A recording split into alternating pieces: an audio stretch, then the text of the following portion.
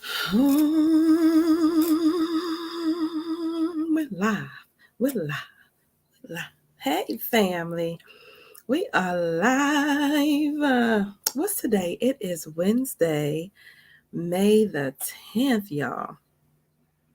Wednesday, May the 10th. It is day 10 of Reflections Choosing Me Guilt Free Faith Walk. It's your girl, Miss Michelle D.I., Michelle Franklin. Hey, Bo, what you doing? How y'all doing today? It's dancing over the hump Wednesday. What y'all doing? It's almost Friday, y'all. It is almost Friday for all my working people doing the 9 to 5s, the 8 to 5s. My nurse week. Happy Nurses Week is all the 7 to 7s. Whoo, the 7 P's, the 7 A's. Mm, mm, mm. I don't miss them 12-hour shifts. That's all I'm saying. Love being a nurse. I've been a nurse for 22 years, and it is a beautiful thing. We're going to talk a little bit more about that on Friday because it's going to be all about nurses. It's Nurses Week. It's also Teachers Appreciation Week. So shout out to all the teachers out there, to all the educators. We wouldn't be where we are without you. I don't know why y'all not getting paid more, but I'm grateful for you. Apparently the system's not grateful for you, but I'm grateful for you, for all the great, amazing teachers out there. You make a difference in our children's lives. We've all had our great teachers that have made a difference in our lives, and we wouldn't be here without you. So thank you. Thank you. Thank you. Thank you. It's your girl, Michelle D.I., Miss Community Builder. Why D.I. for divine intervention, honey? There are no coincidences in this world. Only God's divine intervention in our lives. Y'all like my earrings today? Look at, ain't she cute? Ain't she cute? I was like, oh, she cute. But yeah, she cute. Yeah. Why are we here today on this faith walk? What my shirt say? Crazy, mustard seed faith kind of girl. That's who I am.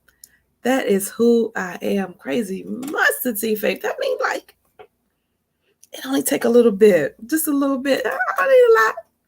The mustard seeds are tiny, tiny. That's all you need, boo. It's just a tiny bit of faith in whatever you are going through, whatever you're going through. Just, all you need is a little bit. You don't need a lot, just a little bit of faith, just a little bit of, I don't know how this is going to work out, but I know it's going to work out. That's it. That's all you need. That's it. Take a step. God going to take 2 steps. I promise you. Let's step out there. Let's go ahead and do it. What you got in you? You got a book in you? What you got in you? You got a program in you? What you got? You got a business in you? What you got in you? You want to go back to school? What you doing? What you doing? It is almost graduation season. It's like next week, 2 weeks, graduation season. It is finals week. It is stay focused, honey. It is, oh my God, I want to give up. This is driving me crazy. I want to quit. Jesus. Whether it's all the emotions of when is it going to be over? Keep going, boo. Keep going. Your girl is here as a Miss Community Builder. Honey, I'm here to bring you that good information to fill your spirit and tell you, keep going, baby. I'm rooting for you because we need you out here in these streets, walking in your purpose, doing what you were called here to do. Keep going, boo. Keep going. Oh, I know it's hard. I'm exhausted. I know. It ain't nothing like them last couple of weeks of school would be like, Jesus Christ, when is it going to be over? They come up with tests.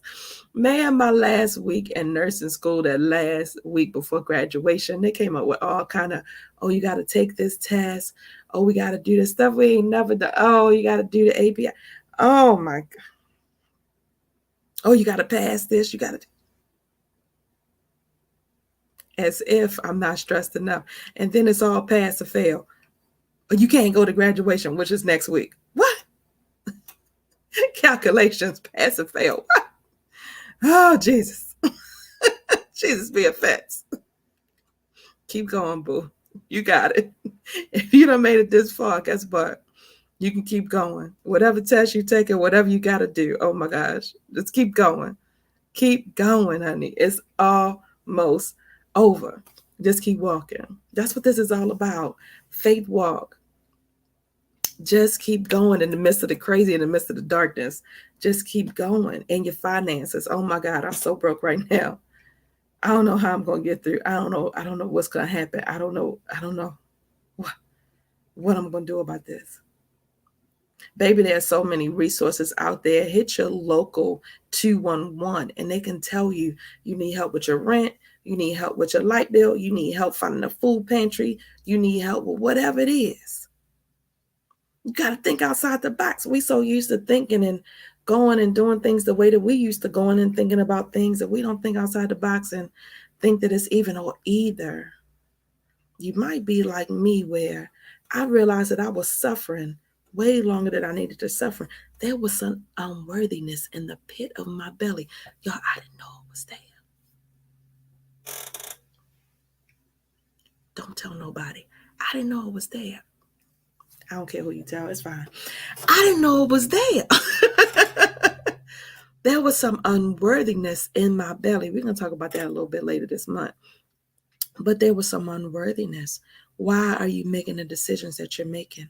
Why are you suffering longer than you need to suffer? Why do you feel like you can't ask for help? I know you worried about people talking about you and all of this stuff, but I promise you, if you just open your mouth and ask for some help, God is going to surround you with people. I've had people that helped me that were not my family members, that were, some of my closest friends that I thought might help me didn't help me, but somebody else, but God opened the window for somebody else to help me. And I've had some of my closest friends help me and get me through. You don't know who. You don't know who's out there. You know who's been through what you've been through. You know who's suffered the way that you're suffering. You know who's walking in darkness. I just watched this video this morning. My beautiful mentee, my beautiful friend, nurse also, Antoinette Collins, sent me this morning. Sent it to me last night, but I watched it this morning. Taraji, Angie, she is a freaking podcasting, radio, media mogul. Angela Martinez has her show. Taraji P. Henson was on there. She said Taraji, she asked Taraji, how did she word it? She said, I'm gonna post it later, so look for it on my page after this. I'm gonna post it later. But she said, how are you doing? How are you feeling? Are you happy? Taraji broke down. She said, if anybody wouldn't have asked you, if everybody was just looking at you and they wouldn't have said I wouldn't have asked you this question, everybody would think you was the happiest person in the world. But that's what we do. We going and being and smiling because that's what we got to do. We go and be and we smile, right? I know I was living this life smiling when I'm supposed to smile right now. Oh, okay, yeah, smile. Okay. Oh, okay, I'm supposed to go right here. Okay, wait a minute, let me smile. Okay. That's what we do. It's not nothing for you to feel bad about, right? It's not living inauthentic because you may be happy in the moment. You're out, you're moving, you're about. That was me. I'm out, I'm moving, I'm about. When I'm out, I'm with my friends, I'm seeing people. Oh, honey, I am happy. But when you go home and you think about it and you get back to your circumstances, and you get back to your situations and you get back to how I'm going to pay this thing and people are calling you and I'm like, I ain't got no money. I don't know what I'm going to be able to pay you. I don't know. I don't know. I know one season of my life. Listen, Linda. Listen. I can't even give you a date. I don't know. I ain't got it. That's all I'm telling you. Call me back in a couple months and I'll try. I'll see what I got. Then I don't know right now. Right? I remember when I was younger, my dad used to be like, just save $10. Like, just save $10 out your check. I said, Dad, I ain't got $10. He was like, you don't have $10. No, Dad, I don't have $10. I like everything is gone. As soon as I get it, it's gone. He was like, you got $10. Dad, I don't have $10. That's how it felt, right? Because this is how I was looking at this thing. It was tunnel vision. But guess what? What happened? When I got to a point in my life when I started saving for my 401k, I started thinking about retirement. Because at my younger years, I didn't think I needed to worry about that. Like, that's for the old people. So I spent 7 years working on a job where I could have been saving money. Just go ahead and take that thing out your savings on the front side. Go ahead and send it to your savings on the front side. You're not going to miss it. Do something different. The definition of insanity is doing the same thing over and over again and expecting a different result. Why are you doing the same things? Is it working for you? What in your life do you need to change? What's working, what's not? There is a hopelessness out there. I know for sure a couple of weeks ago, my nephew passed away. And the first day that I was driving back from seeing my brother and my nieces, I was thinking on the way on the drive, it's a 4-hour drive. And so I was thinking of the hopelessness out in the world, the hopelessness. And I thought, what can combat this hopelessness? And all I could think of when I was praying about this hopeless feeling and how can I help and what can I do? I can talk about faith. Faith is the substance of things hoped for, the evidence of things not seen. It is in any situation. It does not matter what you're going through. You're looking at it from your point of view. All you can see is your point of view. You can't see anything different. You have to be open. Hey, Frederica, right? You have to be open. Frederica knows. She just graduated. You know how much stress she's been under? She got to take this test. She got to do this. She could have given up. And me, I really feel like, people don't like to talk about this. Some people don't like it. But I'm going to say it anyway because it's what I believe. There's good and there's evil in this world. And I believe that the devil, honey, when you have a purpose on you, and guess what? We all do.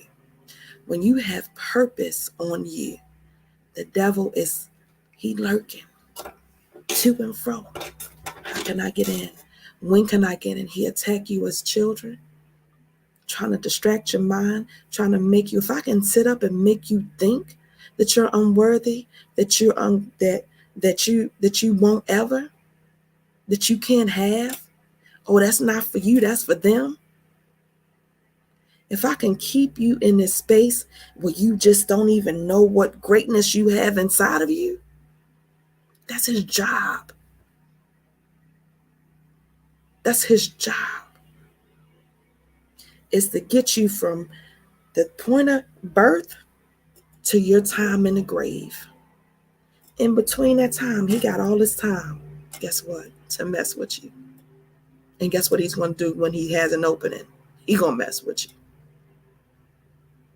Oh, yeah, they're a little insecure. Let me mess with their feelings. Oh, yeah, let me get on their emotions. Let me drop fear off in there. He ain't going to do nothing because he's scared. How many situations have you been in? Oh, I was going to do this, but I'm not going to do it. God has given you a thought. He's given you a vision. And you ain't act on it because what again? Fear? You scared? It's demonic, honey. It's of the devil. The thoughts are of the devil. They're demonic. That's how I see it. It is his job to keep you from starting that business, stepping out on faith, believing when you don't have nothing in front of you. God has given you a vision, and that's all you got is the vision.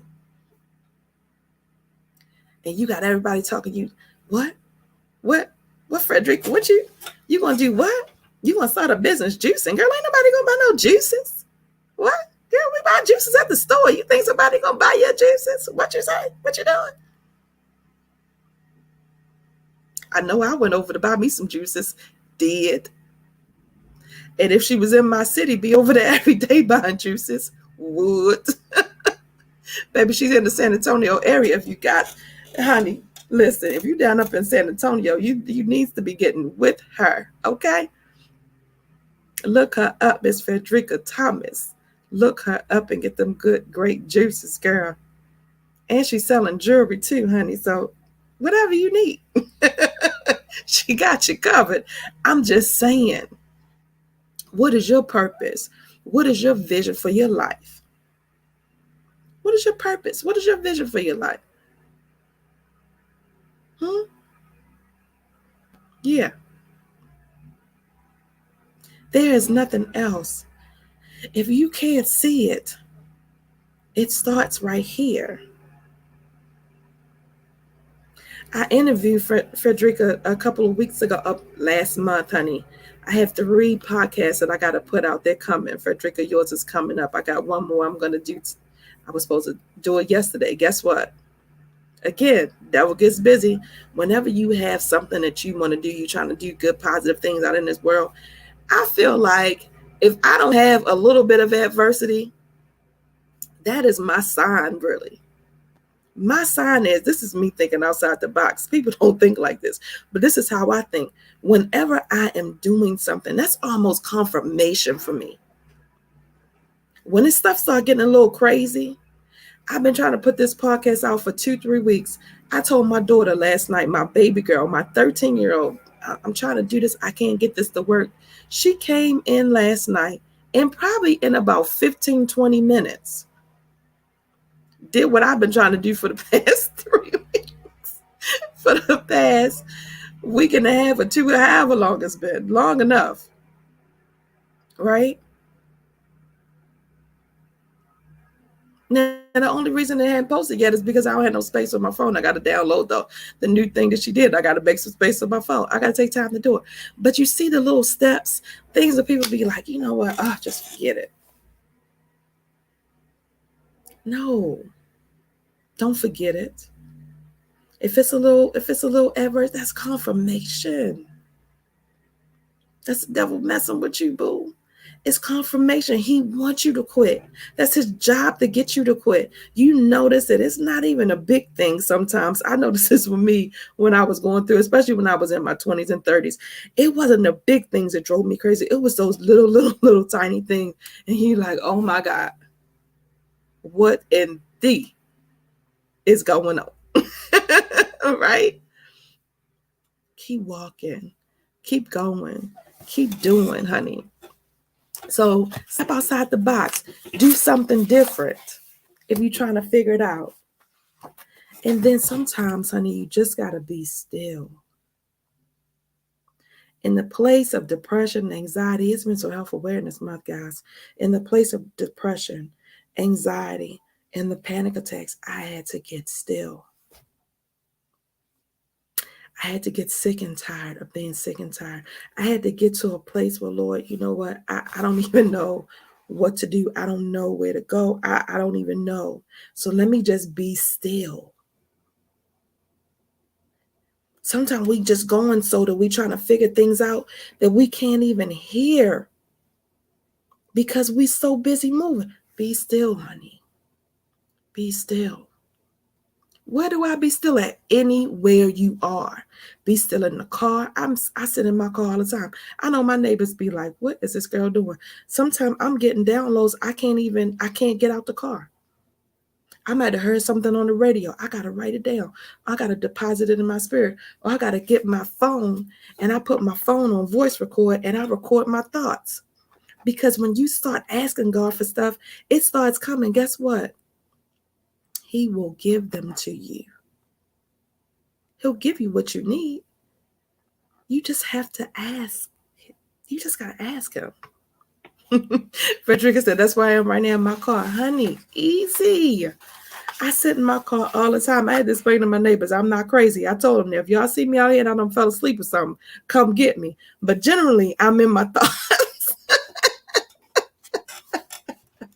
I'm in my thoughts. I'm in a quiet place. I'm getting a download. You know what I mean? I'm trying to pull some thoughts together. I don't want to forget. And so that's how my mind works. That's how my mind works, baby. So what are we doing? We are doing these 30 days of faith walk. It is identifying areas where our faith might be challenged. It's in our finances. It is in relationships. It's in our situationships. It's in unforgiveness. And so we're going to be talking about these things this week. I've gotten a little bit off track, but guess what? The past couple of days, I had to share. Yesterday, I had some stuff on me. I had to get it off. Monday, we had a special guest, Miss Deanna Gee. This does expert in credit counseling. Who need to get their credit together? Need to go back and watch that. Contact her, honey. Zoom calls work. Guess what? It don't matter. Like, I'm not in Texas. It don't matter. We understand age of Zoom calls. Stop making excuses. Stop making excuses. Follow her. She says she gives you free information when things are not free. But honey, one thing I know about the free 99, we all love the free 99, don't we? But sometimes you have to invest in yourself, honey. Again, the definition of insanity is doing the same thing over and over again, expecting a different result. If you want something, invest in it. You're worth it. It's not you paying her or paying whoever. It is investing in yourself so that you can be better. You're worth it. Whatever it is. I told y'all the other day, every program, when I got sick and tired of being sick and tired in 2019, I was so disgusted with myself. When I got sick and tired of being sick and tired, in every program that God led me to, I didn't have the money. I'll be straight up with you. I didn't have it. I have no extra. But guess what? I paid them. I found a way to pay them. You know what I did? I talked to them. I was very transparent. Hey, I don't have that. I don't have $100 for this program. I got 25 today, and I'll pay you 50 this day, and I'll pay you this 25, the other 25 on this day. Okay.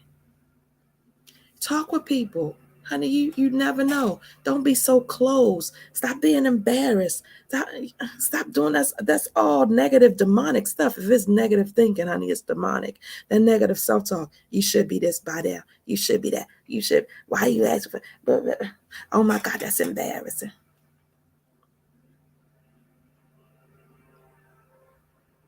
Invest in yourself and treat yourself. I know that's right. I know that's right. That self-care is right there, honey. That self-care, and that is part of your self-care, is investing in yourself. Go get your hair done.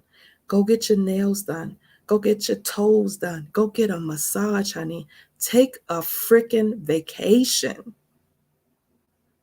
I used to work all the time when I was younger. I thought I was doing, because I'm bills. Oh my God, I got to pay these bills. I got to pay this. I got to pay this. I'm trying to do this. I'm trying to do this. I was not taking time. I got burnt out real quick and heavy because I was always working. When are you taking time? You can't be pouring and giving and doing and dying literally from a job that, guess what? If you killed over, tomorrow, killed over, drop dead tomorrow, guess what they're going to do? They're going to replace you, boo. So take your PTO, honey. Use your PTO. Take your vacations. Schedule it. Plan it out. My stepfather used to say when I was little, he used to say, plan your work and work your plan. So you know what I did when I was fresh out of nursing school? $15 an hour. I didn't think I could take a trip to Disney. Disney is expensive. But for me, I promised my baby girl, my 28-year-old was 5 then. I promised her, I said, if you let mama just study and get through nursing school, I was in LVN school at the time. I said, if you just let mama, got 1 year. If you just let mama sacrifice, we're not going to be able to do nothing. We're not going to be able to do much because mama got to study. But if you just let me get through this year, I'm going to take you to Disney. You know what I did in January before I got ready to graduate in August? I started putting money to the side. I sent the money down. I said, okay, the hotel cost this much. I sent money down to the hotel. I paid the hotel off. And then I messed around and I kind of, I started slacking. But I had promised my baby, so we were still going. So I couldn't afford plane tickets. We were in Baltimore at the time. You know what I did? I got in my car and I drove my baby 19 hours.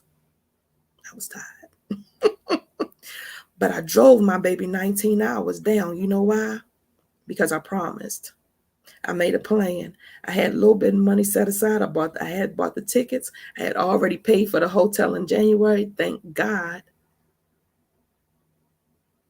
And we got in.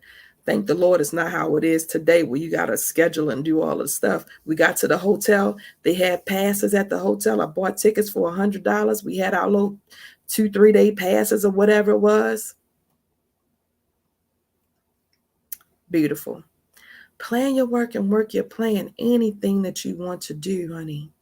As long as you're on this side of heaven, guess what? It's not too late. It's not too late. So when I said I'm thinking outside the box on my finances, I've been in a point in my life where I have had money, saved in the bank, and I've been at a point in my life where, like, I moved to Texas 8 years ago. Now I'm telling y'all my business. I moved to Texas. I moved here 8 years ago. I was manager of an outpatient department. I was financially, I was nice. It was beautiful. It was fine, right?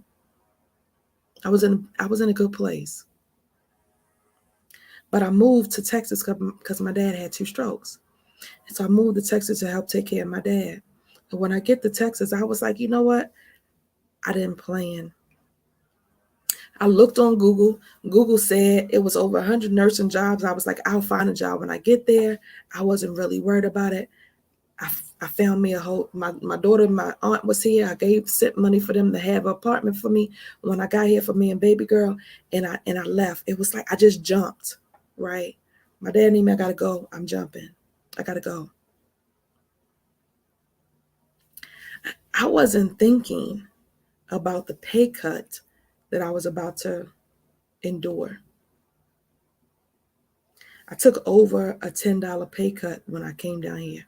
And some people are like, the price of living is different. Yeah, the price of living is different, but that's really significant pay cut. Very significant.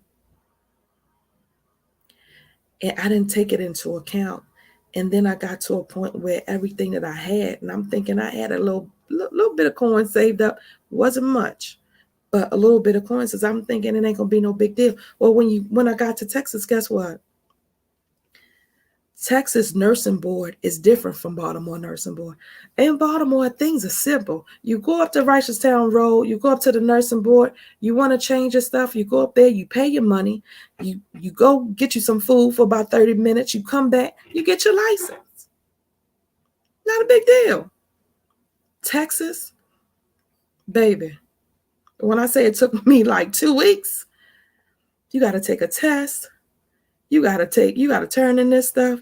You got, you know what I'm saying? You got to do, it's like 5, 6, 7, 8 steps you got to do in Texas. I mean, they extra to the 10th power. You already got your license and they want you to do some extra. They want you to take another test. What? I'm already a nurse. My license is valid. What? Yeah. And then you're paying money that you don't have because what? You ain't got no job. Okay. So it was the thought and the process and the things and all of the stuff. You don't know what's coming. So we have to be prepared. So I'm trying to get you, Frederica, Texas don't play about nothing. I'm trying to get to the next level. The paycheck to paycheck thing is not working. It's not working. I had to leave my job in November because the job was affecting my mental status. Yep. It was affecting my mental status. I got to go. My therapist said, Michelle, you don't belong in a toxic work environment. I was like, you're right.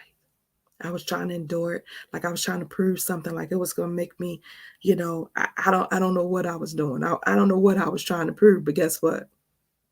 Whatever it was, I was over it by November. I'm over it. I got to go. You never know what's going to happen. But again, we're suffering and going and being and doing. But it's time to get to a next level.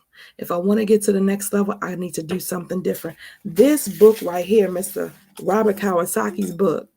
Where my camera at? Production, where my camera? Mr. Mr. Robert Kawasaki, Rich Dad, Poor Dad. This is the #1 personal finance book, it says, of all times. I didn't just take his word for it. I really did research this, right? When you go and you research or you look, guess what? Everybody talk about this. Everybody talks about this book. Everybody talk about the lessons. He talks about 6 lessons that he's learned from his rich dad and his poor dad. And we only on chapter 2, and I'm like, my mindset is shifting. He says in chapter 1, he said, the poor, excuse me, he said, the rich don't work for money. I said, wait a minute. The rich don't work for money. The way that we look at assets and liabilities is different. When I say we, I mean the poor people and the middle class, our thought process, the way that we look at it. He says that his poor dad was the educated dad. His poor dad was the one that went to school, went to college, graduated, and went to work his 9 to 5 and just do an honest job and go to work. And there's nothing wrong with that. It's nothing wrong with it. But is that the only thing that you have in you? Is that 9 to 5? Is working for somebody else? Is working for 40 years until it's time to retire? And then what? Now it's time for you to enjoy life? Y'all, I'm about to be 46 on Sunday. I'm going to be 46 on Sunday. Guess what? Your girl want to live now. I want to enjoy life now. I don't want to wait till what I think my retirement year is. I think it's something crazy like 2072 or something crazy. Like it's something crazy like that. You think I'm going to wait another, because it's going up. Like, the retirement ages are going up. Social Security is going up. The ages. My mom retired a few years ago. It was, well, if I retire when I'm 66, you get this much amount of money. It's the least amount of money. If you wait till you 68, you get this amount of money. You wait till you 70, you get this amount of money. What? You don't work all your life, and now they pushing you further. I got to be, how long I'm going to be here on this side of heaven? I don't know. But I just can't see. And I've been a nurse for 22 years, y'all, but I just can't fathom. I cannot fathom working a 9 to 5 for another 30 years? 25? No. So we're going to do something different. The rich don't work for money. What they doing then? What they doing? Let me know. Let me know what they doing. He talks about him and his best friend in school, how they have the lines at school, at the lines where they say, this school, you go to this school, the district lines of what school you can go to. So him and his friend just so happened, coincidentally, your girl D, I don't believe in coincidences, only God's divine intervention, honey. Him and his friend were the poor kids, and they got to go to the school, the rich kids' school. And so he said one day, his friend, one of the boys, was having a party, and they didn't get invited because they were the poor kids. And so that got him to where he is in this thinking. He started asking, he wanted to get rich. How can I get rich? And so he started talking to his dad, which was the one that went to school, and the one who's been working, and he was like, I really don't know. But Mike dad, his best friend, he said he's smart. He has some businesses. Mike's dad had an 8th grade education. And so again, I'm telling you to get outside the box. Who can you learn from? Don't sit up and think because you're looking at somebody or there are people around you. You treat everybody one with respect because you don't know who has what, right? Kindness goes a long way for any and everybody. But the lessons he said he learned from Mike's dad, that's who he refers to as his rich dad, priceless. Mike's dad taught him that an asset, let me go to it, hang on, because I can't, I want to tell you right. I want to tell you right. He said the assets are things that bring money to you. An asset is money that brings money to you. The liabilities are things that take money away. And so the way that we look at it, I had it folded. I should have folded it down. Wait a minute.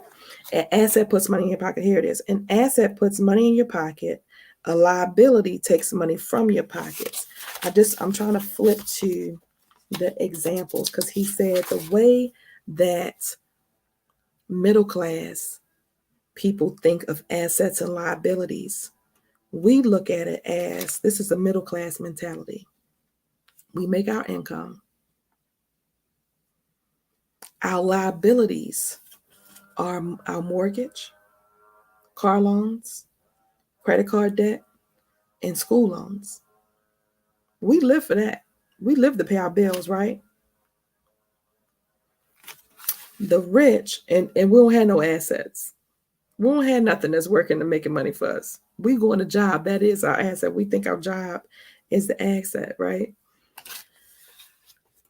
For them, rich people, and look, for me one day, because I'm trying to get to this life. For middle class, your income is your salary. That's it. That's it. That's all we doing. We not thinking outside the box. For the rich, their income is rental property, dividends, interest, royalties. Okay. Their liabilities is their mortgage, maybe some loans and some credit cards, but their assets, again, that's making them money, is real estate, stocks, bonds, notes, and intellectual properties. Out, outside of assets is blank. They got 1, 2, 3, 4, 5 things that's making them money. Outside is blank. All we doing is going to work. And I hear somebody saying, man, it's nothing with having a job and being good, upstanding citizens and going to work every day and working hard and all of that stuff. And I don't believe that there's anything wrong with that either. But I am saying that on top of you going to work and working at 9 to 5, that's not your only reason and that's not your only purpose on this side of heaven. God has given you a gift. While I was at work, all I could think of was programs and things that I can do. How can I help somebody that's struggling with depression? How can I help somebody that's having these panic attacks? I would be driving and on my way to work, I would see a car that looked like my dad's car, a white and black Blazer. And all of a sudden, I feel like I'm drowning and I'm underwater and I can't breathe. Just from seeing the car. I didn't know I was having panic attacks. I didn't know what it was. So now that I found out what it is, okay, I know I'm not the only one going through this. I am you and you and me. That's what I believe. We are all the same. We're all going through. We're all enduring. We all want what's best for our families. We're all here trying to be better than we were the day before. We all are not perfect beings on this side of heaven.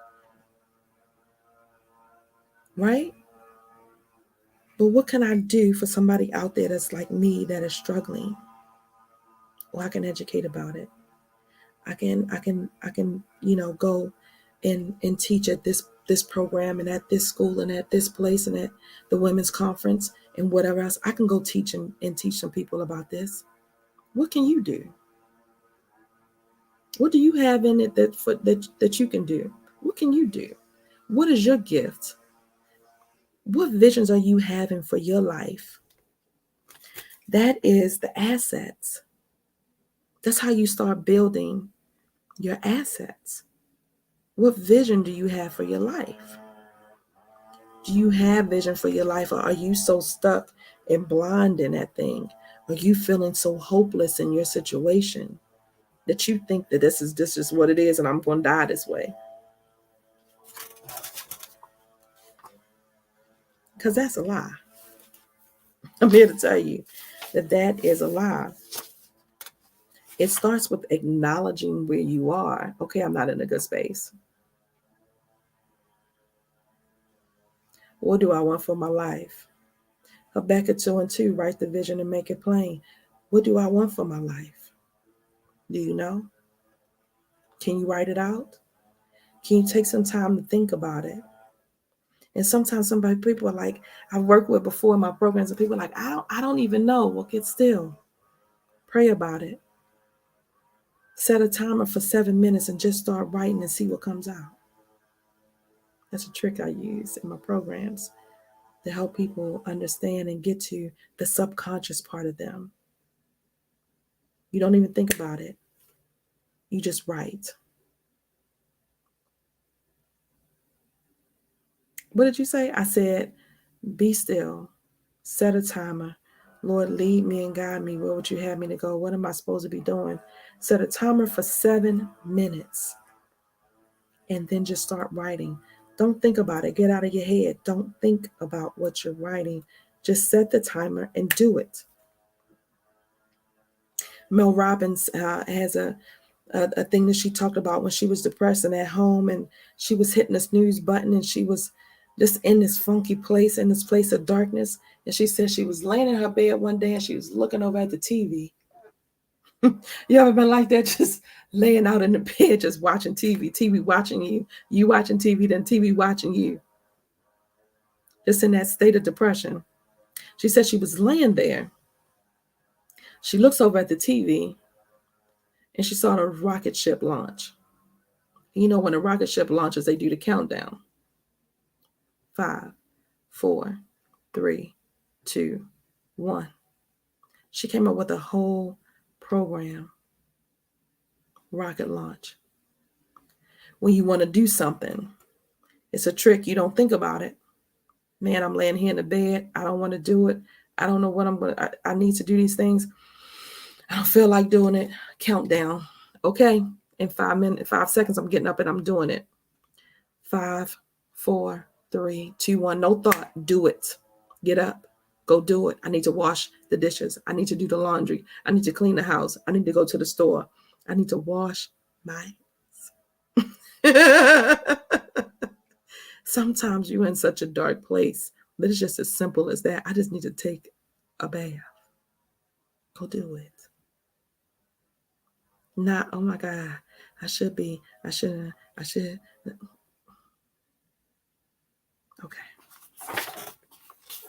Lesson 2 is why teach literacy, honey. Why teach literacy, baby? Oh, you know what? I said that wrong. That's why I couldn't find lesson 1. Lesson 2 has the assets. Chapter 2 has the assets and liabilities in it. That thing was powerful to me. So today we are reviewing 1 chapter 2, the review. Lesson 2, why teach financial literacy. Excuse me. Sorry. This is the summary. Okay. All kinds of things is happening. I'm sorry. But we are live. Okay, summary. We revisit Robert and Mike some 3.5 decades later. Mike has taken over his father's company and is doing an even better job than the rich dad did. As for Robert, he retired in 1994 at the age of 47. Baby, I'm trying to be like Mr. Robert Kawasaki. Honey, next year. Retired. His and his wife's wealth is growing automatically like a well-established tree. He shares a story of the 1923 meeting of some of our greatest leaders and richest businessmen, men who owned the largest steel and gas companies, who ran the New York Stock Exchange, and who sat on President Harding's cabinet. 25 years later, most of their lives had ended tragically. When the men either broke, ended tragically when the men either broke, exiled, or in prison.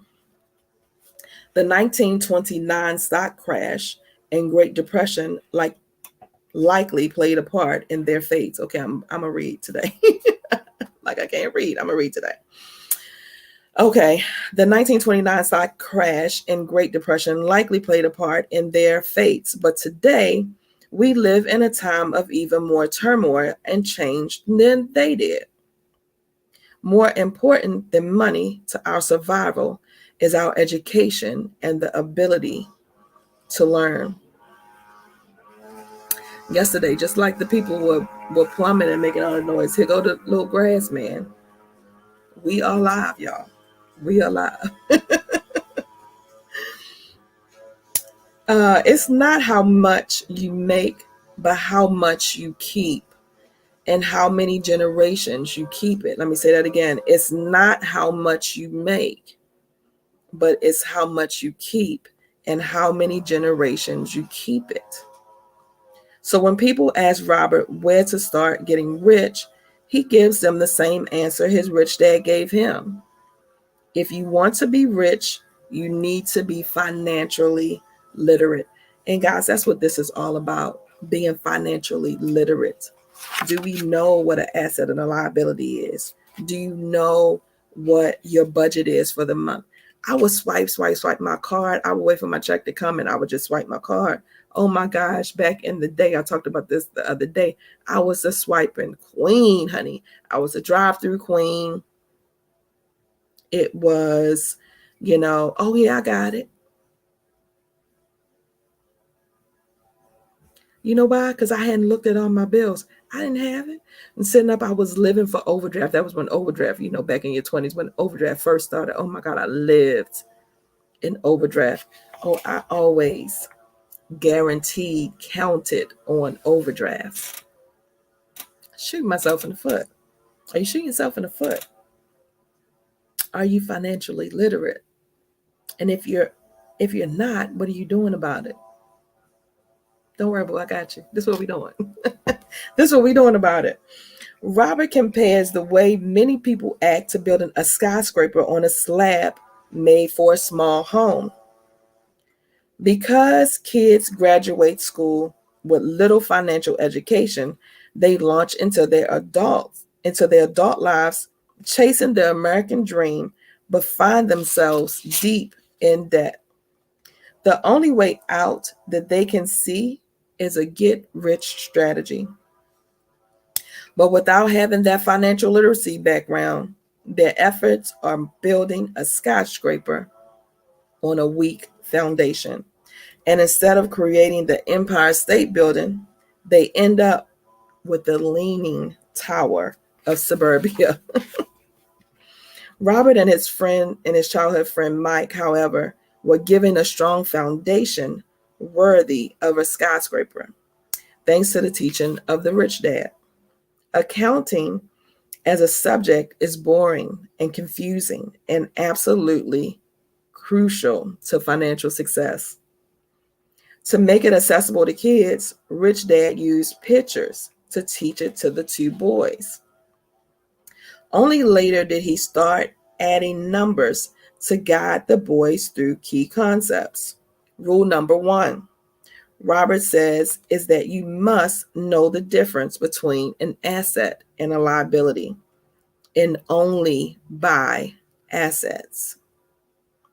That's all you need to know.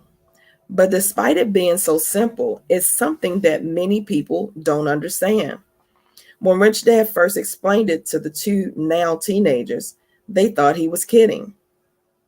How could adults not understand this? Shouldn't everyone be rich?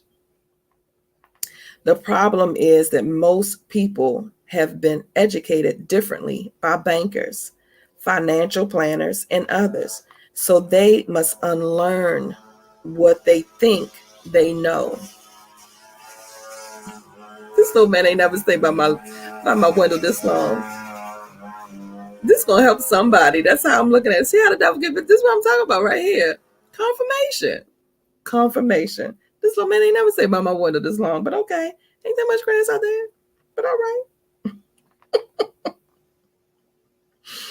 Okay, so we're unlearning, he said. They must unlearn what they think they know. Some find this demeaning to return to such a basic introduction. The true definition of asset and liability lie in the words, lie not in the words, but in the numbers. Robert using drawings to help readers the same way Rich Dad used them to help him. I'm like, get it out. This is the cash flow pattern of an asset. I'll take a picture of it because I got to make some space on my phone today. The top part of the diagram is an income statement, often called a profit and loss statement. It measures income and expenses, money in and money out. The lower part of the diagram is a balance sheet. It's called that because it's supposed to balance assets against liabilities. Assets add to your income. They put money in your pocket. This is a cash flow pattern of a liability. A liability takes money out of your pocket. Want to be rich? Buy assets. It seems simple, but so many people struggle because they buy liabilities. If you want to gain and maintain wealth, you must build your understanding. It's not just straight numbers, it's how the numbers tell a story. Follow the arrows in each of these diagrams to see where the money is flowing or cash flow. It will tell you the story, the plot of that financial situation. Through these simplified diagrams, I got to get some, hang on, y'all. I got to get some stuff. I ain't drinking nothing today. I haven't eaten any breakfast. And it's 11 o'clock, but you can tell I ain't drank no water because my lips are parched. Look, my lips are parched. My lips are parched. Okay. Here we go. Through these simplified diagrams, cash flow tells us a story how each person handles money. Okay. Often those in debt think the answer is to make more money. But not only will more money not always solve their problems, it may compound them. It's why many people who get a sudden windfall through the lottery or an inheritance, for instance, so quickly burn through it. An increase in cash only results in an increase in spending. That is so true. How many times have you had money? You're like, oh, I got it. You get so excited, you're all happy. And then what? 2 days later, a week later, a couple weeks later, sometimes it don't take that long. Broke. Okay. What? I'm talking to me. I'm talking to me. I know none of y'all do that. I'm talking to me. I'm talking to me. What is missing for so many people is a financial education. It's why they might end up successful in their professions, but still struggling with money. They may have learned how to make money, but not how to manage money. This is my problem, managing money. People can be very intelligent and still be illiterate when it comes to finances. They learn how to work hard for money, but not how to make their money work hard for them. Robert tells the story of a young couple who gets married and started their lives together. Their incomes began to increase, but so did their expenses. This is the problem, is that we're not financially literate, right? So we get more money, so we're thinking it's okay. Oh, if I just make more money, But if you don't know what to do with the money when you make it, if you don't know how to turn the more money into something that's going to invest in something that's going to make you more money, you're going to crash and burn through your money. You're going to be like a hamster on a wheel, just going circle and circle. So the couple is hit with the number one expense for most people, taxes. And for many people, it's not income tax that gives the biggest hit, but Social Security. It's roughly 15% Social Security tax combined with Medicare tax, all of which must be matched by the employer, funds that the employer now can't pay the worker. And the employee is charged income tax on that amount too. The young couple is faced with those taxes, and when they buy a house, property tax. And to go with the new house is a new car and new furniture and new appliances. Suddenly, their liabilities go up, filling with mortgage and credit card debt. The couple is trapped in the rat race. Add a baby to the mix, and they work harder. Higher incomes that lead to higher taxes. They continue to rack up debt, eventually rolling it into their mortgage and a consolidation loan. But their habits haven't changed. So the credit card debt continues. Not to mention, they extended their home loan. For this couple and so many like them, their true problem is not knowing how to handle the money they have. It's caused by being financially illiterate and not understanding the true difference between an asset and a liability. So many people don't take the time to question whether something makes sense and simply follow the crowd. Often, they mindlessly repeat what they have been told. Diversify. Your home is an asset. You get a tax break for going into greater debt. Get a safe job. Don't make mistakes. Don't take risk. Because of the large amount of time Robert and Mike spent sitting in meetings with Rich Dad and learning from intelligent people he surrounded himself with, they learned a lot and learned to question the standard dogma taught at their school. It became it began to cause problems and made them grow distance from their teachers. Robert also began disagreeing with his own father over money matters, especially when it came to his poor dad's view that his home was his greatest investment. In contrast, Rich Dad saw his home as a liability.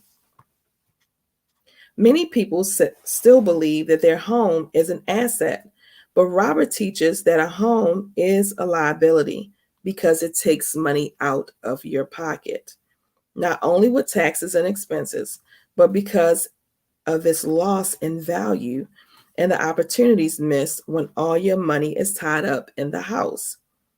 And that causes you to lose out on an education of investment experience. That doesn't mean you can't ever buy a bigger house, but make sure to first buy assets that will generate the cash flow to pay for the house. Let me read that again. That doesn't mean that you can't ever buy a house, a bigger house, but make sure to first buy assets. So it's what is your plan? Think outside the box, not working your 9 to 5 to pay for your house. What else can you do that can earn you money to pay for your house so that you're not paying 30 years of a mortgage payment with all of the interest and all of that extra money, right? All of the taxes. What can you do to earn you money? What gift do you have inside of you, right? To earn you some extra money. What can you do? So, blah, blah, blah, blah, blah, blah. When there are enough assets to generate more than enough income to cover expenses, the balance is reinvested into assets. What do we do with our extra money when we make money? We're like, oh my goodness, we spend it. Oh my God, I'm going on a shopping spree. Oh my God, I'm going on vacation. I'm going on a trip. And sometimes that's okay. It's okay to maybe take a quarter of the money and dip it into, okay, this is my spending. And then the 3/4 of the money you reinvest. But we don't think like that. Let me talk about me. I wasn't thinking like that. I was like, ooh, I got some extra money. Okay. I'm going on vacation. Oh, okay. I'm buying. Oh, I got it. We're going out to eat. Okay. It's on me. Bottles. What we doing? What you been doing? Okay. The balance is reinvested into assets. That means it's making us more money. The money you get, you take it back to making more money, which grows the asset column on a balance sheet, which produces more income. The result is that the rich who understand the difference between assets and liabilities get richer.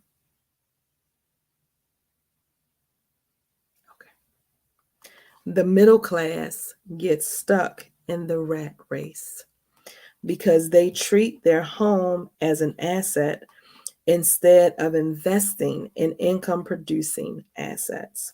They are also stuck because their salary is their primary source of income. And thus, when their income increases, so do their taxes. Many invest many invest in mutual funds, paying a manager to handle their accounts because they don't have time or the expertise to do it themselves.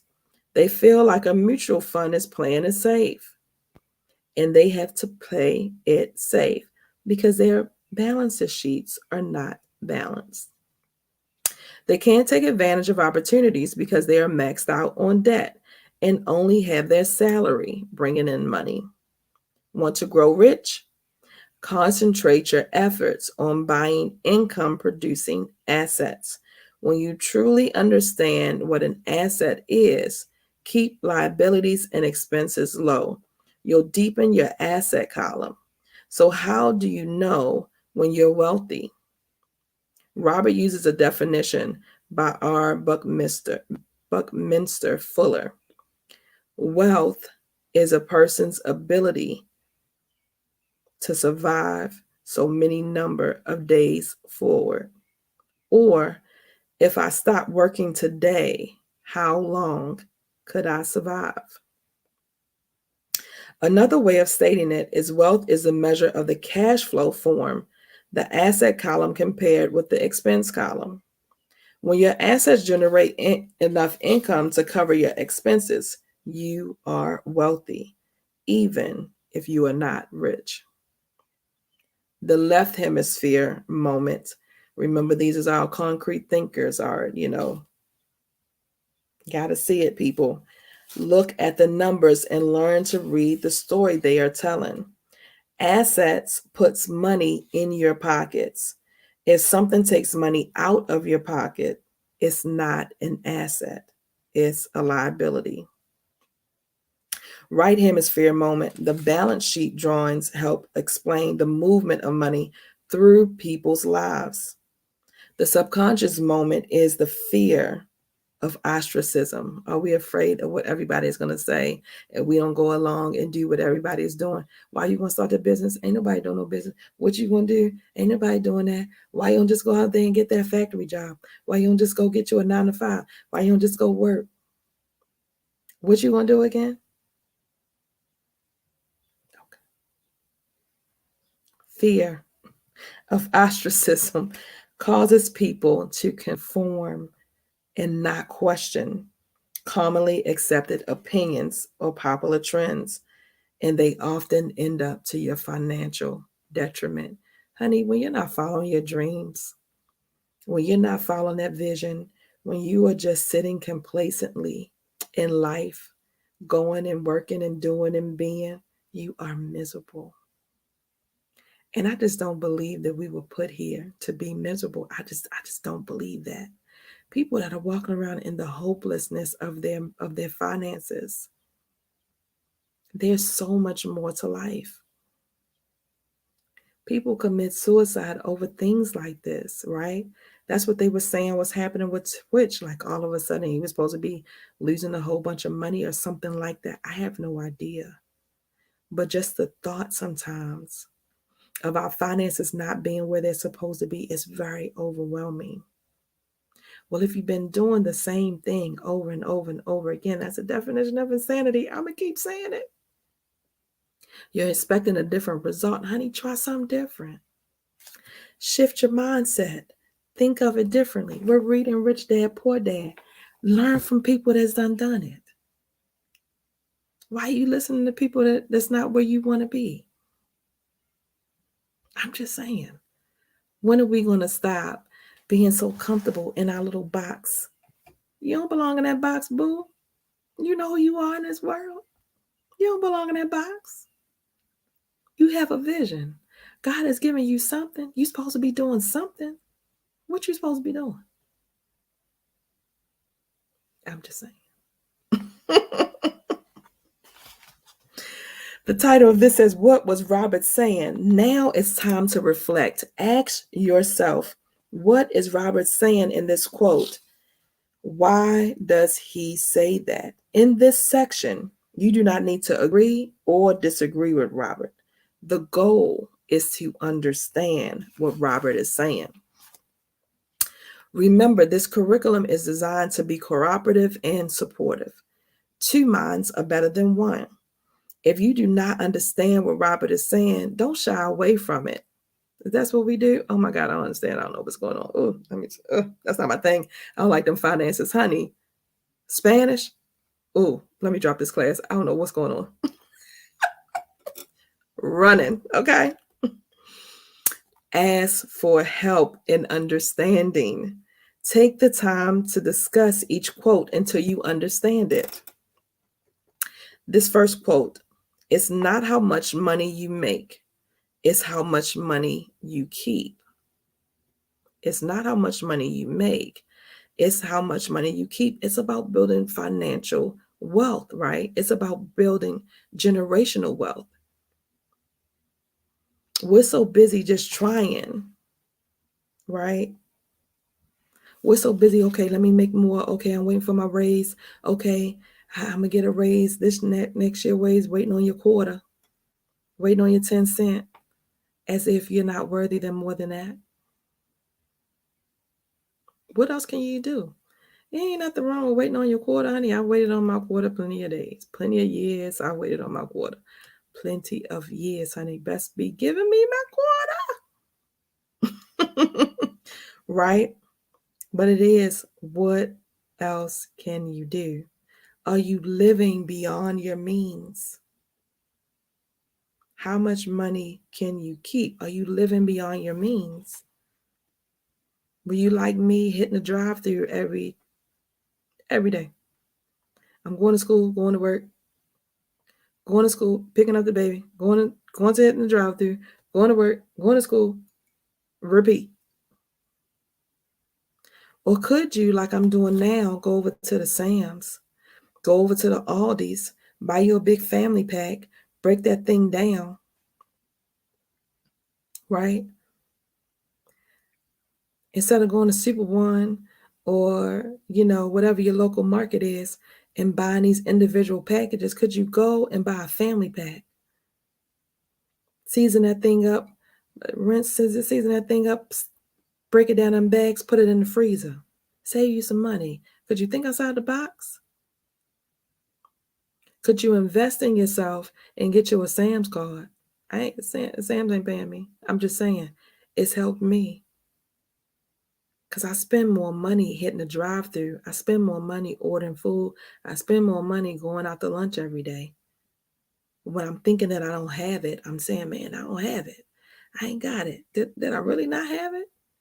I'm buying food every day. Spending $10, $12 every day. Have you thought about it? Have you added up your stuff? What's going in and what's coming out? Next quote. Intelligence solves problems and produces money. Money without financial intelligence is money soon gone. Intelligence solves problems and produces money. It's saying financial intelligence, financial literacy, just being aware. What do I need to know? When I get my paycheck, what do I need to know? What do I need to do differently? When I'm scratching and hitting my lottery tickets and I get that extra money, what am I doing with the extra money?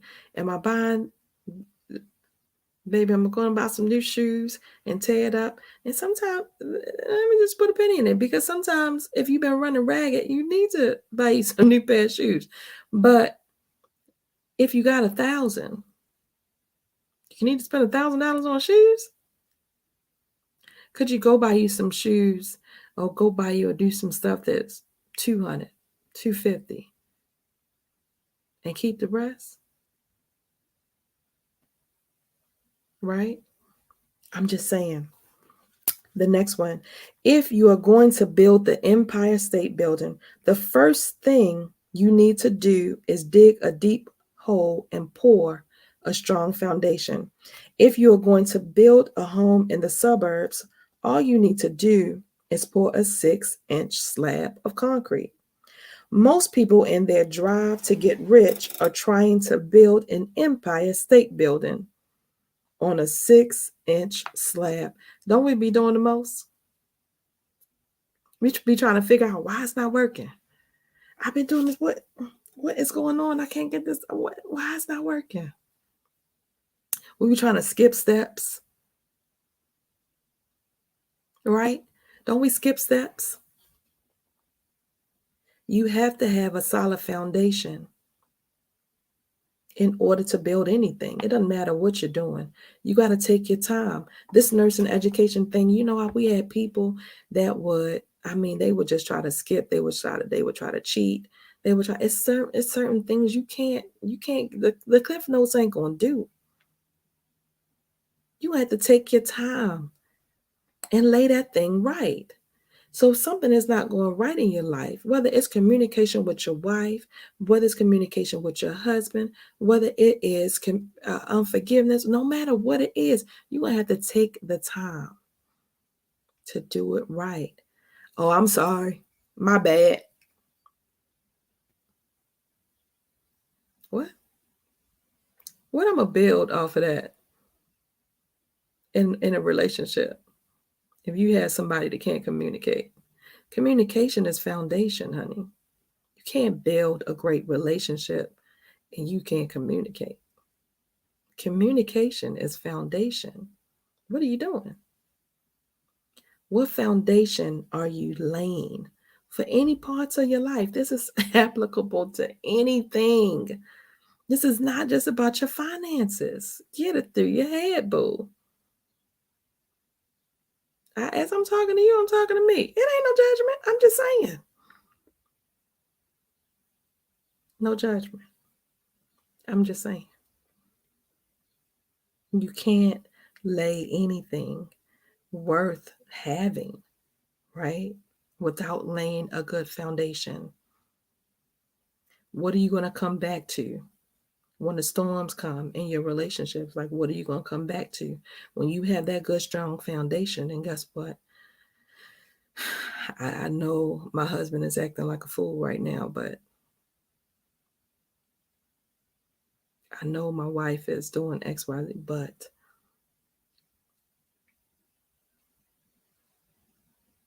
when you have a good foundation, when you don't have a good foundation, which most people don't, because, a lot of relationships have started out, she, oh, damn, he look good. Then you have sex. And then you start trying to talk. And then you realize, oh, he can't even talk. Oh, what he's saying is crazy. Oh, this girl, all she wants is my money. What the hell? Foundation you done built. It's over. It's done. Ain't nothing happening after that. It's over. Oh man, she got pregnant. Oh shoot, I guess I'm gonna just go ahead and marry you. And you trying to figure out why you miserable, why it ain't working. You ain't laid no good foundation, boo. Ain't nobody taking the time to court women anymore. What is courting? That means getting to know, right? Taking the time to have the conversations. The foundations are not being laid. Why do we have all of this, these broken homes and broken families and single parents, whether it be the men or the women, whether it be our fathers or our mothers, right? We got single fathers too. Why? Because you didn't take the time to get to know your partner. And oops, at 20 minutes, I caught you 18 years. Why? Foundation, honey. Foundation. Just saying. Foundation is real, baby. Next one, I'm gonna get out your business. The next one, rich people acquire assets. The poor and the middle class acquire liabilities that they think are assets. This probably was the realest thing that I feel like hit me differently, where I'm like, okay, okay. What else can you say? Okay. Let me look at this thing differently. Let me look at this thing differently. Rich people acquire assets. The poor and the middle class acquire liabilities. And they think are assets. The game is different, honey. We can't play the game because we behind. We don't know the rules. We don't know the rules. That's why we can't. It's not that we can't play the game. We can play the game just like everyone else. And when I say we, I'm talking primarily African Americans, but we start behind the line. We already at a disadvantage because the color of our skin. I mean, it just is what it is. This is not what it just is what it is. We already behind the line. We're already behind the line. God forbid you in the inner city. You already behind the line. God forbid you come from a home that you don't have both parents, you don't have a loving family, you don't have somebody that's pouring into you. You're behind the line already. And then you want me to play the game and you didn't even give me the rules. I'm playing the game and you done gave me some fake ass rules. Or you done gave me some rules that's only going to take me this far when I'm trying to make it this far.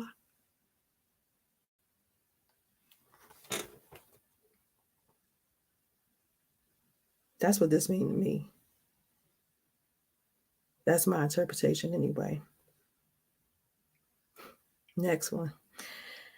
If your pattern is to spend everything you get, most likely an increase in cash will just result in an increase in spending. I had to say ouch to that. I had to say ouch. Because again, I've had periods of points and times in my life where I've had some thousands of dollars in the bank. Thousands. And then I've had periods of time where it's gone. And as soon as it's gone, I think, dang, you just had. What happened? And I go back and I always go back and I'm looking like, oh, did I have to do that? Did I have to do this? Did I have to do? And everything, I'm like, well, I can. But I didn't know how I could have done it differently. All I could see is just my little tunnel vision way of thinking about it. I didn't think about it any differently. I didn't think to take maybe partial of the money. Because for us, I know when I get money, I'm like, oh, who can I pay? What do I need to pay off? I need to pay others. I need to pay this. At one period of time, I was in Baltimore and I was ready to buy a house. And I thought, okay, I'm going to pay off all my credit cards because I was told that the credit cards were the problem. And so I was so proud of myself. I paid off all of my credit cards. And then when I went back and I was in a situation where people were looking, and I was so proud of myself. And it had been like maybe a year and a half or something. And I'm talking to somebody and they're like, well, you don't have any credit. And I was like, yeah, I paid off all my credit cards. He was like, no, but that leaves you with no credit history. You need credit. Again, we don't know the rules of the game. We're not financially literate. We're being told all these things that we're spending, right? We don't know the rules of the game. And we're just spending.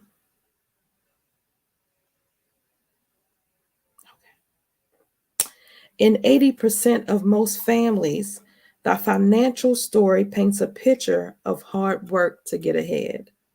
However, this effort is for naught because they spend their lives buying liabilities instead of assets. I was thinking about buying a house now. I'm still thinking about buying a house. But at this point, I'm thinking it's shifting to how can I purchase a home and make that home work for me? Or what do I need to do so that when I purchase a home, I'm not buying or paying a 30-year mortgage and paying all of the interest? How can I buy that home the fastest way possible? What do I need to do? The thought process is different. Not, oh yeah, how can I make my payments the lowest? That means I'm going to stretch it out. Instead of 15 years, instead of 30 years, you do a 15-year. Yep, you're going to pay a little bit more. But guess what? You're going to pay it off sooner. I don't know what's going to be happening in 30 years, right? Am I going to be able to do X, Y, Z? I have no idea.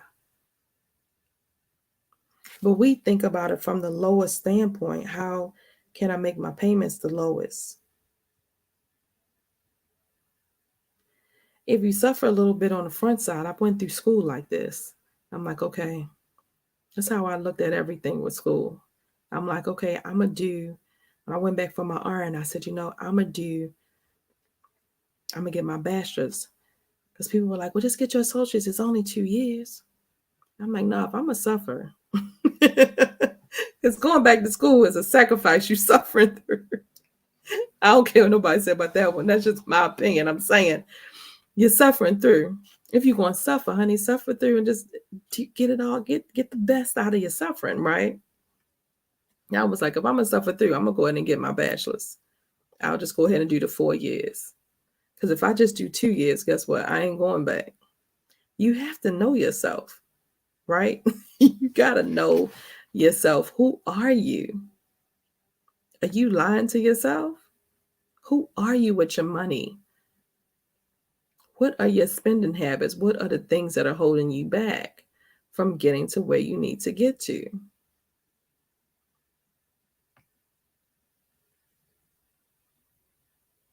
Okay, I'm moving on.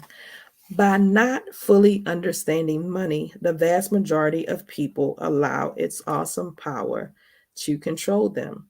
I'm at a point now where I don't want to be stressing about money. Like I just don't. The most of my life, I remember being in my early 20s, and I'm doing all that I can. I'm a single parent. It's a little chilly, like it's about to storm outside, y'all. I was a single parent. Got this baby girl. I'm trying to figure things out. I'm doing the best that I could do. And this lady called me about some bill. And I mean, these people and these bill collectors, y'all know they can be so just ignorant to me.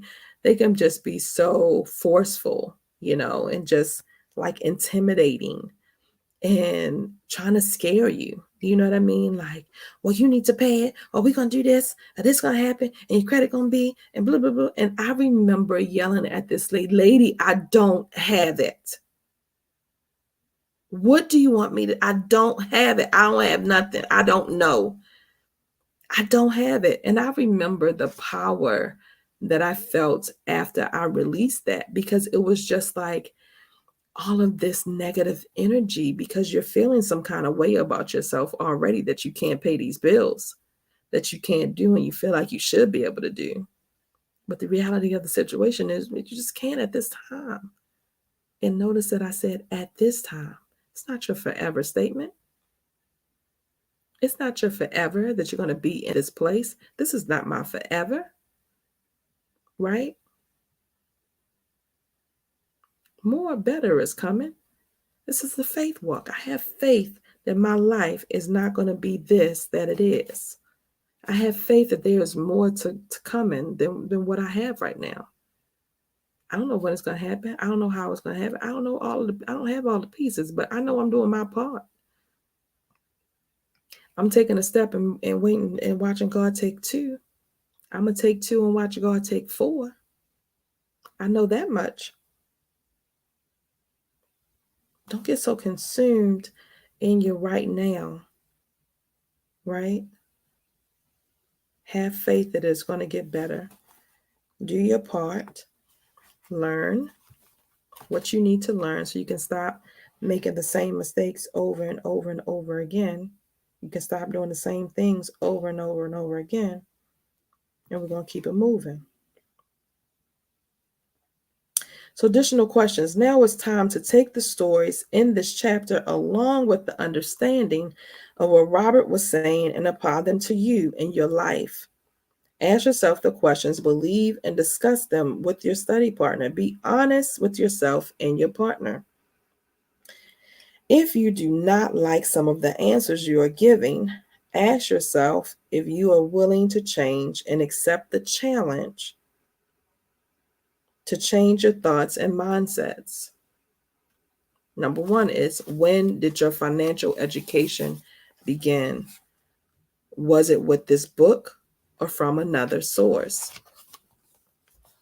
I can say for me, I have been in a couple of financial classes. I've been in things to learn about a budget. Excuse me. I've been in things to learn about a budget. I've been in things that like help with help your credits. I've been in different credit programs. But I would say my financial education began with my mom, watching my mom and how she struggled with, her finances all of her life. Right now, my mom turned 73. I can't remember the other day. I was like, oh, how old is she? She turned 73 on May the 4th. And all my life, she had struggled with her finances. And now she's in a place of abundance. Not that she's making like all this extra money. She is living on retirement money, but she's budgeting for probably the first time consistently in her life. And she's able to do the things that she wants to do. That's living, right? You're not hostage to your financial situation. You are living. It's taking back the power. It's breaking the chains. And so I'm super proud of her. She inspires me. She said, Michelle, just write a budget. Do you know what's going in, what's going out? I literally, for the first time in my life, sat down a few weeks ago and did that. I didn't know, like I did a week to week, what is coming out and what is going in. I have never done that in my life. What is all the way, I've looked, don't get me wrong, I've looked at it. But to really know that this first week of the month, this is how much money is coming out, or this is what I need. This second week of the month, this is what I need. This third week of the month, this is what I need. The fourth week of the month, this is what I need. And the totality of that,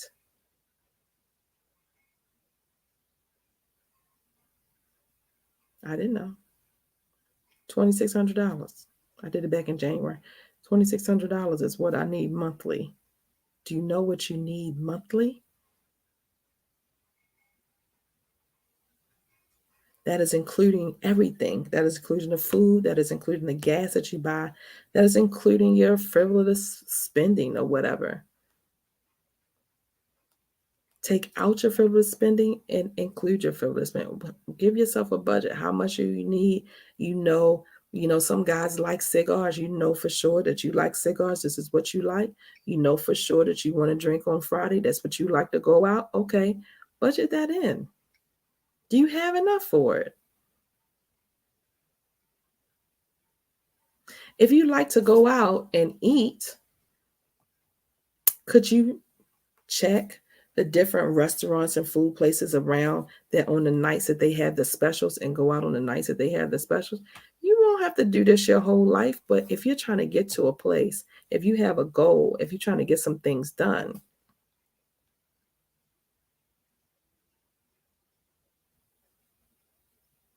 I literally just realized Marley had a hard day um, one day last Tuesday. And so last Tuesday I said, you know what? We're gonna go to the movie. She had this girl was picking with her on school, to be just very transparent. She was picking with her in school, and Marley had a fight. I always told Marley, because Marley is not a she's an easy target, I feel like, for these kids, because Marley's very sweet. And so um nevertheless, she ended up having a fight in school last week. And so I was like, you know what? I dropped everything I had going. I said, you want to go to the movies? She wanted to see Super Mario.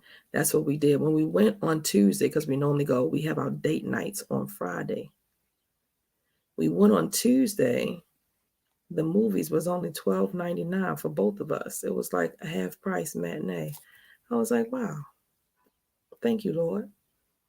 Maybe instead of having our date nights on Fridays this summer, we'll have them on Tuesday, right? Just to save some money as I get on this journey shifting. I'm still going to have date night. Maybe I need to shift my night. What do you need to shift? That's all I'm saying. What can you do differently? Can you still do the things that you want to do, and do it a little bit differently? Okay. How did you react when you first read Robert's definition of assets and liabilities? Baby, I was taking, honey. I was taking notes is what I was doing. My reaction was, really, let me learn this. This is necessary for my success. I was grateful for it. I was grateful for the information, because it wasn't something that I knew. Number 3, how did you react when he stated that a home is not an asset? Had you viewed yours as one? After he fully laid out his argument, did he change your mind? He did. When he said a home is not an asset, that is one of the things, like everybody's been telling me, Michelle, you need to buy a home. My tax guy, Michelle, you need to buy a house, so you have something. It helps with your taxes. That's what all middle class people believe. That is part of the goal, right? That's what we're told. We're part of the rat race. We're part of the pawn. Our home. You're not thinking about the property taxes and all of the things and all of the stuff that comes with the home. If something happens, pipes bust, things go up, stuff happens.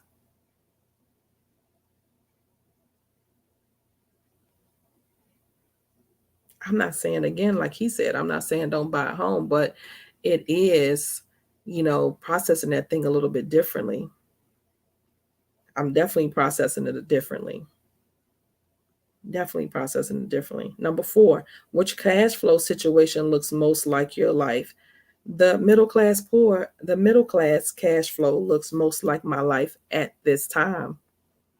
But best believe I'm stepping over to the rich side, honey. I'm going over to I'm finding me some assets to bring me some more cash is what I'm doing. We're going to find some more assets. I need you to find some more assets. That means walking in your gifts, walking in whatever it is that God has for you, whatever it is he has given you, right? Thinking outside the box to make you and your family, creating general wealth for you and your family. Number 5, other than your home, is there something that you thought was an asset that later revealed itself to be a liability? Only thing I could think of really is my car. The last car that I had, I have a new car. It's been stressful for me because I'm not used to having a car payment.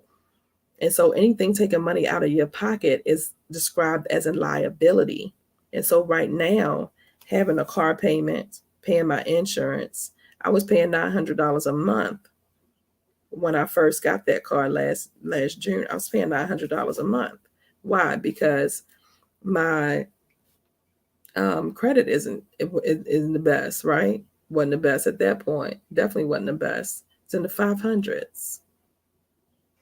And so I was not paying attention. I was so desperate for a car, I didn't pay attention to the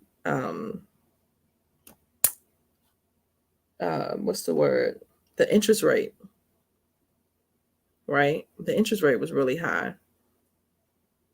Normally I would have had time to negotiate the interest rate. And that day I was like, I need a car by 5 o'clock. I walked into the dealership, my car broke down. I walked into the dealership, hey, I need a car by 5. It was my baby's birthday. We were going on vacation. I was driving to New York. I had planned, my baby girl turned 13 last year, y'all. I planned 13 days of surprises. And we were supposed to leave that day, and my car broke down. And I was like, oh, I'm not canceling my trip. I need, we're planning. I got to go. So that put me in a state. So it is, what situations are you putting yourself in?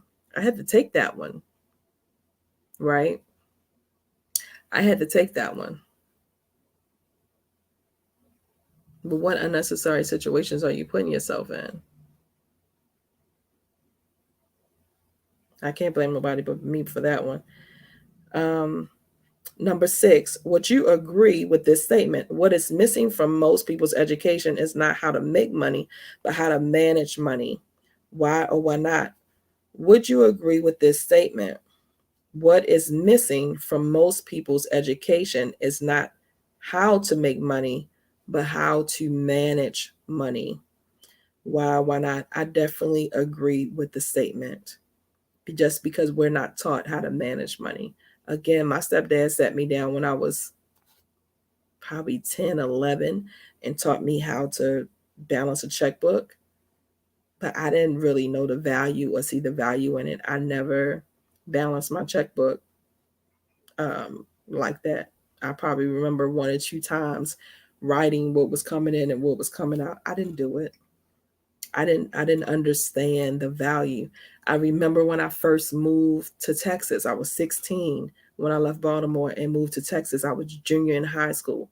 And I remember going to class and they were talking about the stock market. And I was irritated. I was irritated, y'all, because I was like, stock market? We don't need to know about the stock market. And I'm trying to remember if I was the only girl in that class. I know I was the only Black girl in that class. It might have been another girl, but the class was full of all mostly boys. Probably 85%, if not 90, was filled. It was all boys. And they had the newspapers out. I'm like, the newspapers for old people. Why didn't they read the newspaper? Like, I had no understanding. I feel like if I would have paid attention back then, maybe I would. I would have some financial literacy. But again, being from the city, just not knowing the value, not knowing how it will affect me down the line, not saying, hey, this is really important. You need to pay attention to this. You need this in adulthood.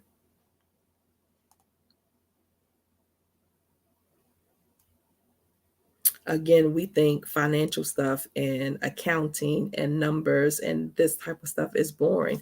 I would have never bought this book to sit and read it.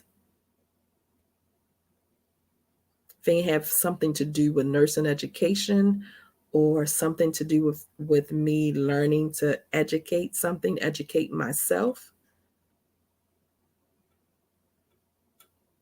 Definitely not. Definitely not. Number 7, Rich Dad told the boys that it's not the numbers that matter in accounting, but what the numbers are telling you. What story do the numbers in your life tell? It tells I need some financial literacy. It tells that I need to manage my money better. That's what I'm learning. Number 8, when was a time in your life that a seemingly positive accomplishment, such as a promotion or a raise, didn't lead to the balance sheet result you expected? Oh, I know this one for sure was when I first graduated from nursing school. I mean, all the crying and crying, and I mean, you just really think that you are like, it's fine and you're not going to have to worry about anything after you graduate from school. And I mean, that's just really not the case. It's just really not the case. In between waiting to take the nursing license, to take the exam, the NCLEX exam, I remember getting a job, and I told y'all before I was making $6 an hour as a nurse aide, right?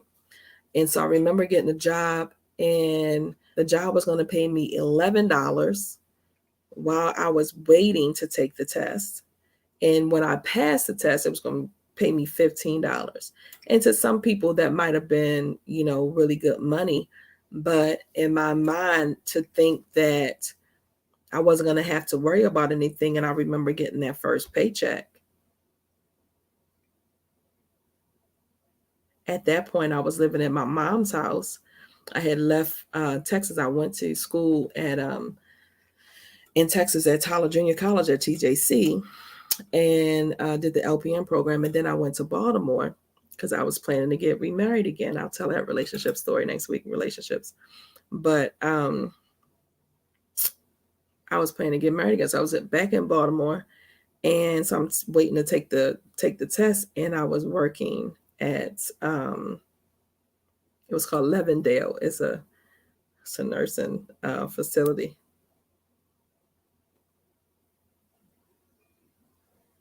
All I'm gonna do is shake my head. I don't want to be sued. I'm just saying, don't do it. Okay. Nevertheless, I'm working there, and so, but I got that first paycheck, and I was just like, I can't move up out of my mama's house with this.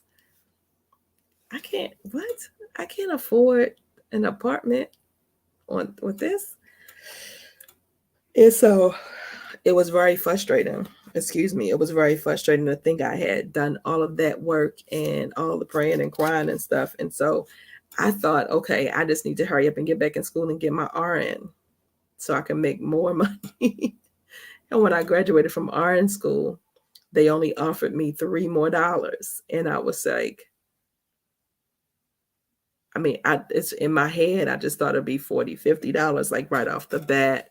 And it was, oh no, even though I was working at a facility, that I worked at that facility the whole 4 years that I was in school, it was, well, you have experience as an LPN. You don't have experience as an RN, so that experience doesn't count. And I felt played. I remember feeling hopeless in that moment. I felt played. I felt like, damn, I went through school. I done what I was supposed to do. And this is it. Like this is all that it's going to be. I remember that feeling. It was a very, it just kind of stole my joy away type feeling. Like I just felt like, what else? And that's really how I ended up on weekends.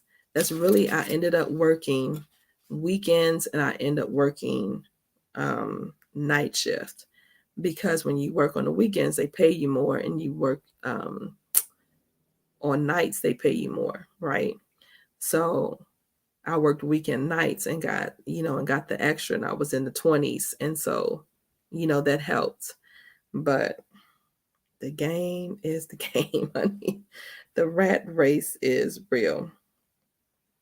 Number 9 is, how many days forward could you survive if you stop working today? Does that number surprise or frighten you?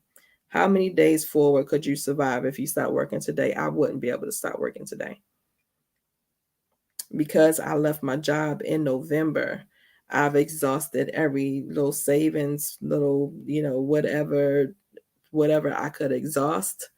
And I have nothing to exhaust. Well, 401k, I've exhausted it all resources. So I gotta go to work.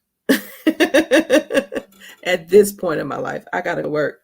But that is why I am even looking at this, because I'm like, so what happened at my job, the way that it happened at the previous job, I would have never thought. And so to be in the, I'll say to be in a situation, I'll say it like this, to be in a situation where, I'm like any other nurse. I'm doing my job. I love what I do. I love teaching. I love educating. I love helping people. Again, community building. It is who I am. But to go to a place where people are acting as if people are lying on you, and management is not even um, investigating, or not even, taking everything into consideration. I just felt like it was poor leadership, and there was no way. There is no way. I mean, if it's a self-love thing, if it is a know who you are in this world thing, if it is I know what I bring to the table thing, I don't have to put up with this bullshit thing, like whatever it is that people just, I think we are expected to just take some things sometimes, and some things are not acceptable. And that's where I was. And so I found myself in this position that I never thought that I would be in. So at this point, it doesn't frighten me. It did frighten me some, because I've actually never been in 22 years. I've never been where I didn't have a 9 to 5. I've never been where I didn't have a 7A to 7P. I didn't have something. I've been an outpatient. So I haven't worked the 12-hour shifts. I worked the 8 to 9 hour shifts. But nevertheless, I've never been in this position before. But what it has done is it has inspired me, right? Even in the midst of the crazy, even in the midst of, I don't even know how I'm going to pay this. I don't know, some I don't know how things are. I don't know all the time. It definitely is me leaning on that foundation of faith that I've had since I was a young girl. Because some things I don't know. Sometimes I don't know. Some people I'm like, hey, I don't have it. I'll pay it on this day. I'm making arrangements. I'm shifting things around. I'm cutting stuff, no, I don't really need that right now. So it kind of is what it is. But in the midst of the walk, y'all, understanding and knowing that this is not my forever. That's the faith walk. Just because this is where you are today, that's because you're in a situation today, does not mean that's your tomorrow. Just keep walking. Do something different. What works are you doing in the midst of the walk? I know you're tired. I know it's exhausting. I know you feel like you shouldn't be in this place right now. I know you're like, why? I'm a good person. Why is this happening to me? What happened? I felt that way. Why? What? Why is this person? Why are these people saying these things about me? What did I do? Something? What did I do? Some people are miserable people. Hurt people hurt people. Some people are just so freaking miserable. Some people are jealous. Some people, your light shines so bright, they can't stand your light.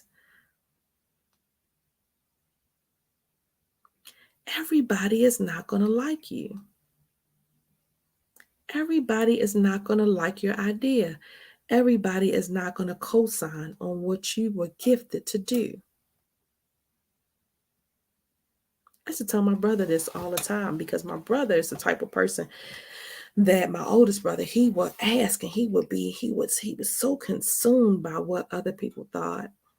So consumed. I'm like, yo, why are you worried about? I don't care what they saying. Even sometimes, like some people, and you might be this person where you can't even take a step without somebody else's cosign. You need somebody to cosign everything that you're doing. Well, guess what? The devil is listening. He watching.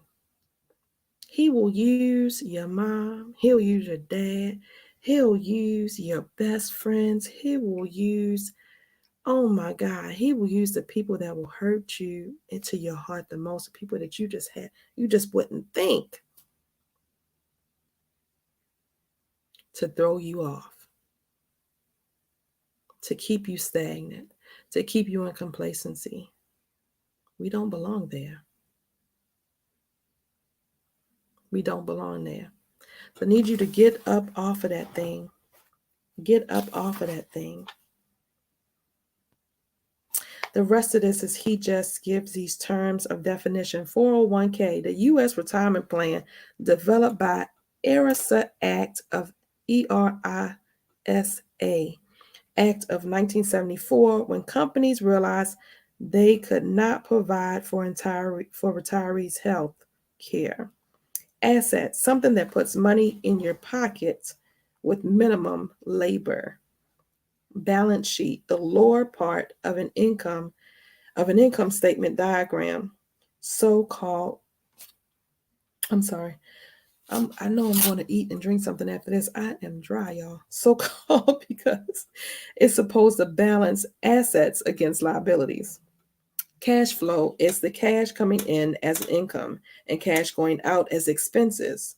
It is the direction of cash flow that determines whether something is income, expense, asset, or liability. Cash flow tells the story. What story is your cash flow telling you? Mine's is telling me to get financially literate and then get some more. That's what mine's is telling me. Financial aptitude. What you do with the money once you make it? How to keep okay. Financial aptitude. What you do with the money once you make it? How to keep people from taking it from you, and how to keep it longer, and how to make that money work hard for you. Not you working hard for the money, working 20, 30, 40, 50 shifts an hour a week. Not working hard for you, but how to make the money work hard for you, not you working harder. The golden rule. He who has the gold makes the rules. Income. The money that is received as a result of the normal business activities of an individual or business. Income statement or profit and loss statement. It measures income and expenses, money in and money out. Liability, something that takes money out of your pockets. Mutual fund, a variety of stocks, bonds, or securities grouped together, managed by a professional investment company and purchased by individual investors through shares. The shares possess no direct ownership value in the various companies. And Social Security, a social welfare or social insurance program commonly funded through automatic payroll deductions to subsidize persons in their old age with disabilities. That's it, y'all. We done reviewed chapter 2. We're going to move on to chapter 3. Chapter 3, lesson 3 is called Mind Your Own Business. I can't wait to hear what this says. It says the rich focus on their asset columns, which everyone else focuses on their income statements. We're going to continue, y'all. Let me tell y'all something. This month has been an emotional month for me. Me showing up every day is a commitment that I decided to make for myself. It is in an effort for me to push past. It's Mental Health Awareness Month, y'all. Your girl has had issues. Not issues, I'll say a relationship. I call it a very intimate, way more intimate than I like to say, but an intimate relationship with depression, with anxiety, with panic attacks, with PTSD. Guess what? We've been hanging out like close buddies for friends for the past 8 years, y'all.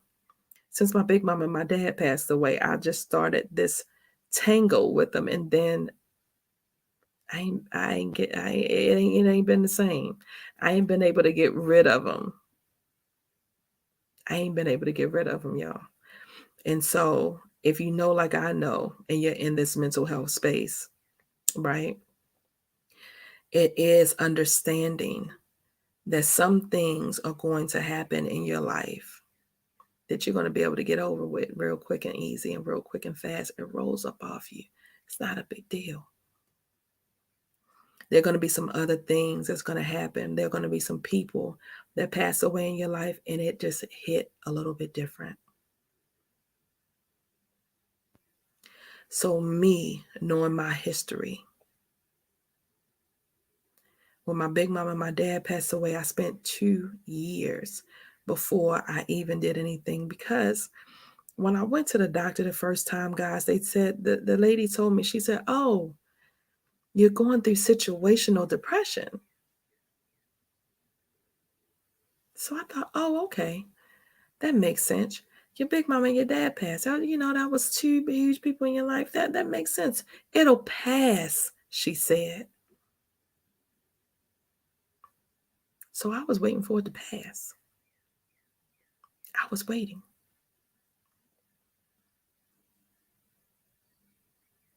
It didn't pass. It didn't pass. And in the not passing, I found myself just really wallowing, y'all. Just wallowing in darkness. I found myself self-sabotaging. I found myself, the negative self-talk was really, really loud. Really, really loud. I couldn't hear. Most of the time I hear positive things, but I couldn't hear the positive things. The negative self-talk was over talking the positive. It was like one was on a really loud speaker with a bullhorn, and the other one was down here whispering. So I could hear it, and I knew the positive was there, but all I could hear was the negative stuff. And it was so overbearing, overwhelming at times. It caused me not to sleep. I had times of just insomnia where, I'm miserable at work, miserable. I'm tired. I was tired when I got there. Oh, I'm going to bed tonight. I'm not staying up tonight. I don't care what's going on. I'm just going to go to bed and get home. And at midnight, you want to go to bed, your eyes are hurting. But I couldn't go up. That's why I'm doing this, because I know that if I have had periods of time in my life where I felt like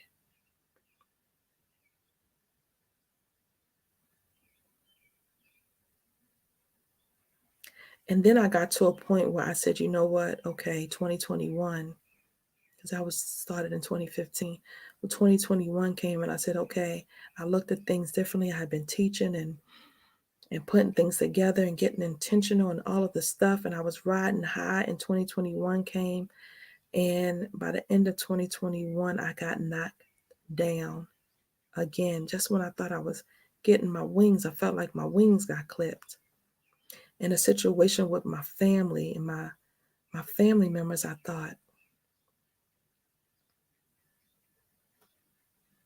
you ever had somebody that you love clip your wings, stab you in the belly? I literally felt like I was being stabbed in the belly. It felt like that. And so then what happens if you literally can't been stabbed in the belly? You can't function. You can't move. You can't breathe. You don't want to. Right?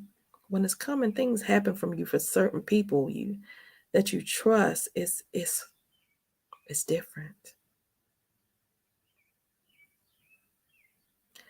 But at this point in time, I know myself, right? So when my nephew passed a few weeks ago, last month, I said, I know what's coming. I know how I handle grief. I know what I do. I know I want to lay in the bed, but I'm going to get up anyway. I'm going to intentionally get up. What can I do to intentionally get up, to show up? Not just get up, but to show up. How can I handle this differently? How can I honor my nephew like I said I'm going to since 2021, honor my big mama and my dad? I am going to honor him by talking about hopelessness and doing my part in helping people to understand that you are not alone. There are 1 in 5 people that are suffering with some form of mental anguish. And I feel like it's way more than that. But 1 in 5. And so if you're suffering, understand that you're not alone. We're going to have faith. We're going to lay that foundation of faith. If you don't have it, you don't know what I'm talking about. You ain't never heard it, honey. Keep some positive in your ear. Be still. Listen. Pay attention. I'm going to tell you this story and then I'm going to let you go. When I say pay attention, so the way that I work and the way that my mind works, I always ask for a sign. Lord, send me a sign. Whenever I'm supposed to do something, even when it comes down to my relationships, I pray. Like when it gets to the end of a relationship, especially like it's supposed to be over, but you really don't want it to be over, but it's supposed to be over. And so you're like, okay, this is me. I'm like, Lord, give me a sign. Lord, give me a sign in my DMX voice. Lord, give me a sign. Let me know what's on your mind. I'm just saying. That's where I go, right? Lord, give me a sign, right? So my nephew passed away, right? And so I'm sitting in my car. This is the memorial service. Is beautiful. That's Sunday. And so this is Monday, the very next day. And I'm sitting in my car. And my daughter needs something at the school. So I'm at the school. I go up to the school and I backed into the parking lot, into the parking spot, and I parked the car. And so I'm sitting there and I was on the phone with my girlfriend at the time. And so I'm sitting there and I look over and right here in the rearview mirror, this beautiful black and gold butterfly flies right there, right in the middle, that little tiny space. Where's my hand? That little tiny space. I'm like, where's my camera? That little tiny space that connects the mirror to the car, that little tiny space, the butterfly lands right there. So I'm looking at the butterfly, and the butterfly sat there, and his wings went up and went down, and they went up and went down. And then the butterfly shimmied up the little space, right? Because the space is like this connecting them. It shimmied up the little space, and then it flew and landed right beside the car. And so I'm like, I said, girl, this butterfly just landed on my car and it just shimmied. Now, I had been watching this video that my nephew's friends had posted, and he was dancing in the video, and I was watching the video over and over and over again, and I would watch it. And sometimes it would make me smile, and sometimes it made me cry. And I was just like, and so I'm watching. And so I open the door and the butterfly is right here outside my door. I'm like, oh my God. And so I'm looking and I'm like, there's no way this butterfly is going to sit here long enough for me to take a picture. I was like, oh my God, I got to get a picture of this butterfly. So I get my camera, I get the picture.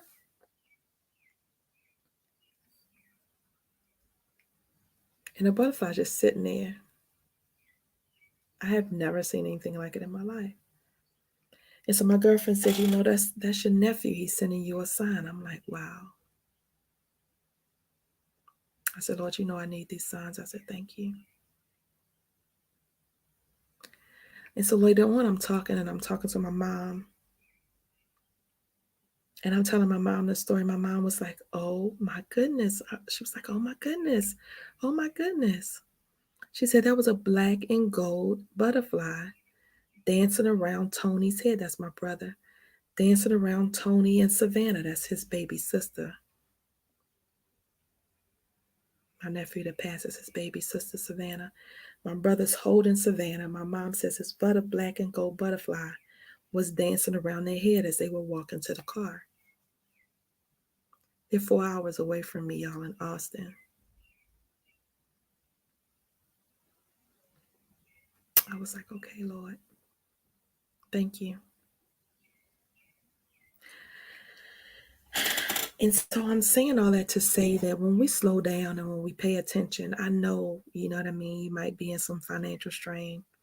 I know you might be in some darkness or whatever your situation may be. But I feel like when we slow down and we pay attention and we start listening, you just have enough nerve to ask God for what you need. Don't be crazy talking about, oh, I need $100,000. I need $1 million. Faith without works is dead. What are you doing to get the million? What steps are you taking? Because it's not that I don't believe that you can't get it. But sitting home, kumbaya, talking about, I just want $1 million. Oh God, if you're alive, if you're real, then you'll make me have $1 million. That's not how it works. But I promise you, if you do your part, he'll do his. That I know for sure. I promise you, he'll send you a sign on which step to go, what to take, what to do next. I promise you that. I'm about to be here for 46 years on Sunday. And that's been my whole life. Time after time after time again. So I'm just saying, honey, pay attention. Slow down. Budget. Know what's coming in, what's coming out. Do your part. It's not too late. It's not too late. Your today does not have to be your tomorrow. That's all I'm saying. That's all I'm saying.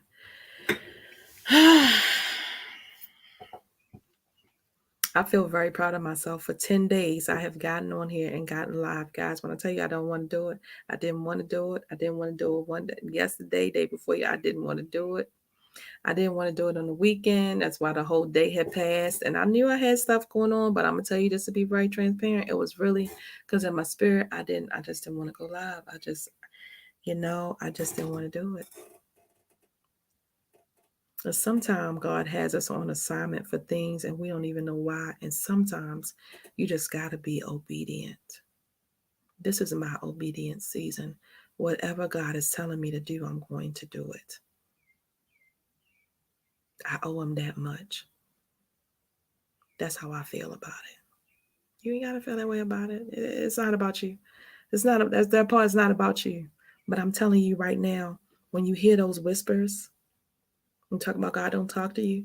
When you hear those whispers, that intuition, whatever you want to call it, to go left, don't go right, don't go left, keep straight, don't do this, do that, call somebody, say this, don't say this, go there. Listen, be obedient. That is not happenstance. Those are your guardian angels. That's my big mama, my dad, now my nephew, guardian angel. That's my granddad, right? Those are those people that we love, trying to protect us. Pay attention. Pay attention, honey. Well, I'm done for real, y'all. It's your girl, Michelle Franklin. Miss Michelle D.I. Michelle Allen Franklin. Michelle Allen Franklin. Allen. Michelle Allen Franklin, baby. It's Michelle D.I. That stands for divine intervention. That means if you are here, if you've been here, if you caught any piece of this live, of this podcast, of whatever you listening, be it today on March the 10th, 2023, or in the future, it is not just because. It is God's divine intervention in your life. And honey, if it's not for you, it's for somebody that you know. But the way I'm set up, I believe it's probably for both of y'all. I'm just saying. So share, like, subscribe to your girl. I got all this good stuff coming for you, honey. All this month, we are doing Faith Walk. We are talking faith in our finances, faith in relationships. Oh, wait till I get to these relationship stories. Jesus. Woo! Situationships. Unforgiveness. We're covering it all this month. Whether I want to show up or not, baby, I'm going to be here giving you something. That's what I'm doing. Because I believe when you walk in your purpose, that's what your girl doing. When you walk in your purpose, you inspire others to walk in theirs. And just like the incomparable Miss Celeste Brown, I aspire to inspire until I expire. That's what I'm doing. What you doing?